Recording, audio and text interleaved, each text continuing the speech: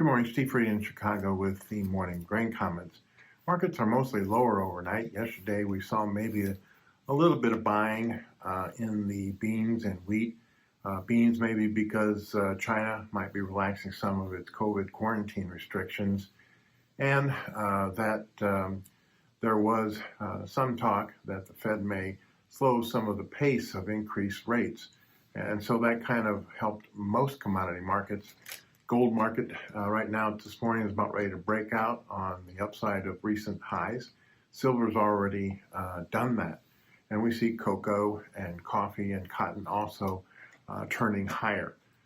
In the grains, I think the bean market right now down about 13 cents, back to the 14.50 area. I think some people feel that the window for new U.S. soybean sales to China might be closing.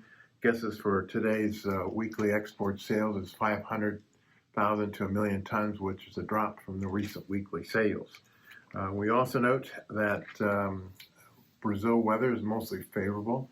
Argentina, though, is still dry, and it looks like they're going to continue to be mostly dry, with temperatures December 3rd through 10th approaching 108 degrees. So we have to kind of watch that pretty closely. Again, our weather person believes that both for the U.S. Southern Plains and also for parts of Argentina, the weather should improve after the first of the year.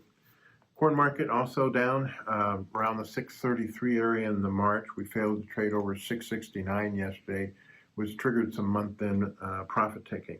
100-day moving average is at 661. We could see some more selling there if we trade below that level. Again, Ukraine and Brazil corn export prices are below U.S., and we're looking for export sales today between 500,000 and 1 million tons.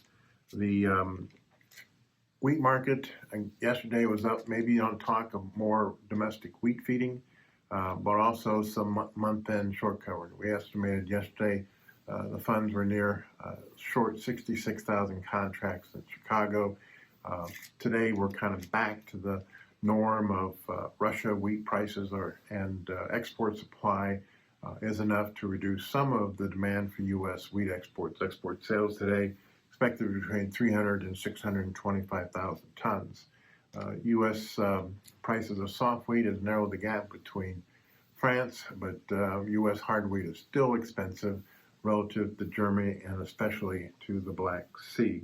We are looking for 2 weeks of colder than normal temperatures across Europe and the Black Sea. The second week looks even colder for Russia, but before these cold temperatures move in, could see a snow event for Russia. U.S. rains mostly in the Delta, Mid-South. You can see 1 to 4 inch rains, Louisiana, Arkansas, Mississippi, Tennessee, and Kentucky next Monday through Wednesday. But the overall dry pattern in the Southern Plains continues. As always, these are my thoughts and not those of ADM or ADM Investor Services. Have a safe and profitable trading day. Remember, always treat people like you yourself would like to be treated.